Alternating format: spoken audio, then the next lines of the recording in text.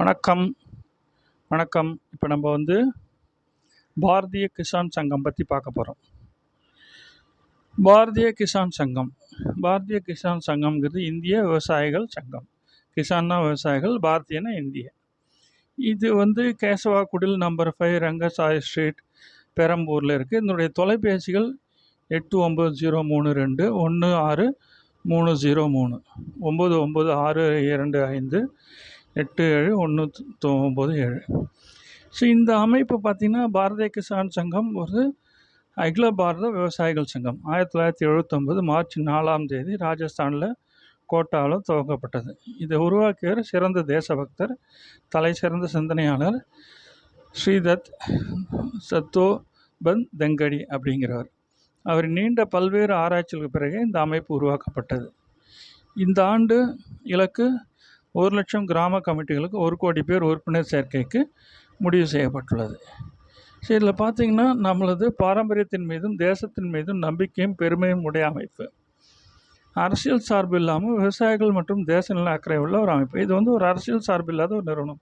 என்னுடைய பேர் நம்பரும் இதில் கொடுத்துருக்கேன். என் சுகோணம் 9176244989. இந்த ஒரு சிறந்த அன்பு வழி, அமைதி வழி, அறவழி, அகிம்சை வழி செல்லும் இந்த நிறுவனத்தில் இணைய விரும்புபவர்கள் என்னுடைய நம்பரில் இல்லை, என்டி பாண்டியன் மாநில தலைவர், அவருடைய நம்பர் கொடுத்துருக்கு 958558125554. எம்எல் ஸ்ரீனிவாசன் மாநில பொதுச் செயலாளர் 996225871997. சிஎஸ் குமார் மாநில அமைப்பு செயலாளர் 8903216303. அப்படி இல்லைன்னா அடுத்த 63808855 இந்த நம்பர்லாம் தொடர்பு கொள்ளலாம். ஸோ இதில் பார்த்திங்கன்னா பல பணிகள் இருக்குது. என்னென்ன பணிகள்னு பார்ப்போம். இந்த நோக்கம் என்னென்னு பார்த்தா, அகில பாரத அளவில் விவசாயிகளை ஒன்றுபடுத்துதல். விவசாயம் நம்ம நாட்டுடைய தலை சிறந்த தொழில். அதாவது விவசாயம்தான் இந்தியாவின் முதுகெலும்பு. இந்தியா கிராமங்களில் வாழ்கிறது. அதை சிறப்பாக பண்ணணுங்கிறது தான் இப்போ நம்ம நோக்கம். உலகிற்கே உயிரினங்கள் அனைத்துக்கும் உணவளிப்பவன் விவசாயி. அவனது கௌரவத்தை காப்பாற்றுவது மற்றும் உயர்த்துவது தான் முதல் லட்சிய நோக்கம்.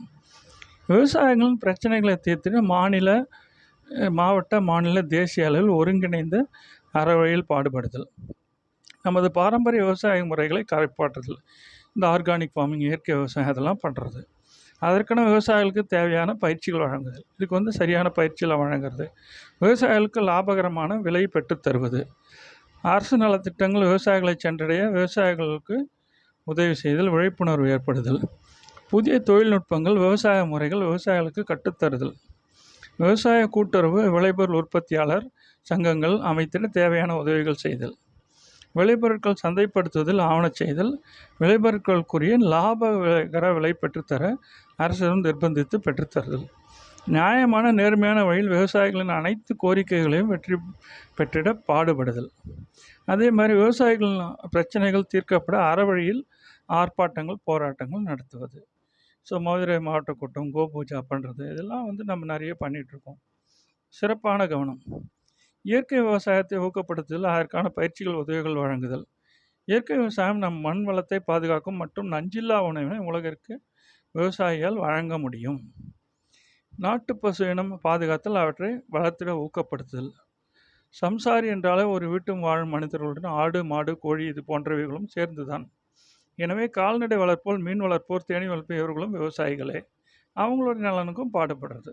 அவர்களின் நலனுக்காகவும் வாழ்வாதாரம் உயர்த்துவதற்காகவும் பாடுபடுதல். மாவட்ட பயிற்சி திருவண்ணாமலையில் மாவட்ட பயிற்சி நடந்திருக்கு. மாவட்ட பயிற்சி தருமபுரியில் நடந்தது. எல்லாம் பார்த்திங்கன்னா இதில் ஃபோட்டோ இருக்குது. அதுமாதிரி நம்ம சாதனைகள், நம்ம எவ்வளோ சாதனைகள் பண்ணியிருக்கோன்னா, பிரதம மந்திரி சம்மான் நிதி திட்டம் பாரதிய கிசான் சங்கத்தை நீண்ட நாள் முயற்சியினால் கிட்டியது. நெல், கோதுமை, எண்ணெய் வித்துக்கள், பருப்பு வகைகளுக்கும் தேங்காய் போன்றவும் கொள்முதல் விலை உயர்த்திட பாடுபட்டு பெற்றுத்தந்துள்ளது. பாரதிய கிசான் சங்கம் இந்த மாதிரி நிறைய நல்லதெல்லாம் பண்ணியிருக்கு. கொரோனா காலகட்டத்தில் நாடு முழுவதிலும் ஆதரவற்ற பல லட்சம் மக்களுக்கும் உணவு விளைபொருட்கள் 6 மாத காலம் வழங்கப்பட்டன. அது வழங்குறதுக்கும் நம்ம அரசோடு சேர்ந்து நிறைய பணிகள் பண்ணியிருக்கோம். ஒரே நாடு ஒரே சந்தை நமது 20 ஆண்டு கால கோரிக்கை நிறைவேற்றப்பட்டுள்ளது. நாடு முழுக்க நமக்கு விவசாயிகளுக்கு நல்ல விலை கிடைக்க ஒரு சந்தை ஏற்பட்டது. HDBT விதைகள் பயிரிடுவதை வன்மையாக கண்டித்து, இந்த மாதிரி பயோமாடிஃபைடு விதையெல்லாம் பண்ணக்கூடாது கண்டித்து தேசிய அளவில் போராடுவதும் தடை செய்ய உரிய நடவடிக்கை எடுக்கப்பட்டுள்ளது. இதுக்கு உண்டான உரிய நடவடிக்கைலாம் எடுத்திருக்கோம். அதே மாதிரி பார்த்தீங்கன்னா, மாநில ஆர்ப்பாட்டம் வந்து மதுரை மாவட்டத்தில் நடந்தது. மாநில ஆர்ப்பாட்டம் அதுக்கப்புறம் மயிலாடுதுறை மாவட்டத்தில் நடந்தது. மாநில ஆர்ப்பாட்டம் தருமபுரி மாவட்டத்தில் அதெல்லாம் நடந்திருக்கோம் நம்ம. இதெல்லாம் வந்து ஒரு அன்பு, ஒரு அமைதி வழி, அகிம்சை வழியில் நடத்தி சிறப்பாக பண்ணுறோம் நம்ம. அதுக்கப்புறம் பார்த்தீங்கன்னா, அகில பாரத செயற்குழு மண்டைக்காடில் நடந்தது. அப்புறம் 5வது மாநில பிரதிநிதி மாநாடு நடந்தது. இதெல்லாம் வந்து நம்ம ஃபோட்டோஸ் இருக்குது. கோரிக்கைகள் விவசாயிகளுக்கு லாபகர விலை கிடைக்க வேண்டும். அதாவது லாபகரமான விலை இருந்தால் தான் ஒரு விவசாயி அடுத்து தொடர்ந்து பயிர் செய்ய முடியும். இயற்கை விவசாய விளைபொருட்கள் நடைமுறைப்படுத்தப்பட உள்ள கடினங்கள் கலைக்கப்பட வேண்டும். அதில் கஷ்டம்லாம் போகணும். இயற்கை விவசாயம் செய்திட விவசாயிகளை ஊக்கப்படுத்தும் நடவடிக்கைகளை அரசு மேற்கொள்ள வேண்டும்.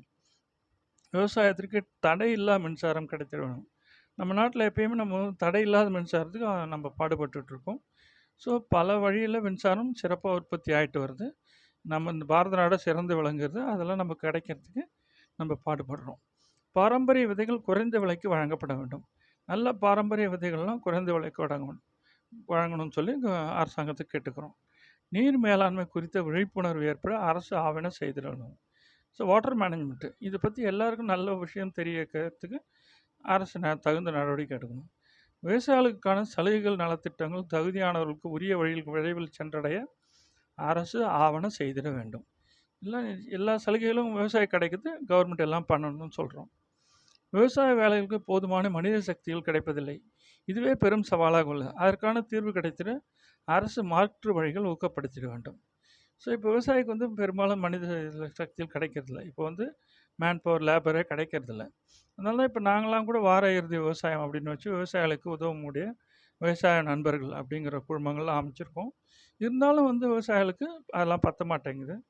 அரசுக்கிட்டையும் இதை கேட்டு நம்ம போராடிட்டுருக்கோம். தரமான விளைபொருள் மற்றும் பால் உற்பத்தி செய்யப்பட்டு பொதுமக்களுக்கு கிடைத்திட அரசு விவசாயிகளை ஊக்கப்படுத்திட வேண்டும். தரமான விளைபொருள் பால் உற்பத்திகளும் அரசு வந்து விவசாயிகளை ஊக்கப்படுத்தணும். பாரதிய கிசான் இப்போ நம்ம ஒவ்வொரு விவசாயம் இதில் என்ன செய்யலாம்? பாரதிய கிசான் சங்கத்தில் உறுப்பினர் ஆகவும் நமது கோரிக்கைகள் நிறைவேற்ற அரசின் சார்பில்லாத வலிமையான விவசாயிகள் அமைப்பு தேவை. எனவே ஒவ்வொரு கிராமத்திலும் கிளை கமிட்டிகள் அமைத்திடுவோம். ஒற்றுமைய வலிமை நமது அகில பாரத அமைப்புடன் நம்மை இணைத்துக் கொள்வதில் பெருமை கொள்வோம். தொடர்புக்கு இப்போ என்னோட நம்பர் கொடுத்துருங்க. என் சுகோணம், என் பேர் 9176244989. விருப்பப்படுறோம் இந்த நம்பருக்கு ஃபோன் பண்ணலாம். நான் அவங்களுக்கு என்னால் முடிஞ்ச உதவிகள் செய்ய முடியும். நம்ம பாரதிய கிசான் சங்கத்தோடு இணைச்சி விட்டு நீங்களும் உங்கள் விவசாயமும் மிக சிறப்பாக வளர்ச்சி அடைய எல்லாம் எங்களால் உதவியெல்லாம் செய்ய முடியும். இது எல்லாம் வல்ல கடவுளையும் நம்ம பிரார்த்தனை செஞ்சுக்கிறோம். நம்ம பாரத தாயையும் பிரார்த்தனை செய்துக்கிறோம். ஏன்னா பாரத நாட்டையே ஒரு பாரத தாயாக தான் போற்றி வணங்குகிறோம். அந்த பாரத தாயின் அருள் தான் நம்ம வந்து பாரத தாயினுடைய அம்மாவின் அருளில் தான் இப்போ நம்மெல்லாம் வாழ்ந்துட்டுருக்கோம். ஸோ அந்த அருள் தொடர்ந்து கிடைக்க பூமி தாயை வணங்குவோம், பூமி தாயை போற்றுவோம். அதில் நிறைய மரங்கள் வளர்ப்போம், மரங்களுக்கு நீர் ஊற்றுவோம், இருக்கிற மரத்துக்கெலாம் நீர் ஊற்றுவோம், மரங்கள் தொடர்ந்து வளர்ப்போம். இந்த பூமி வெப்பமயமாக இருந்தாலும் பார்த்திங்கன்னா பல பகுதிகளில் மக்களுக்கு மரணங்கள்லாம் ஏற்படுது.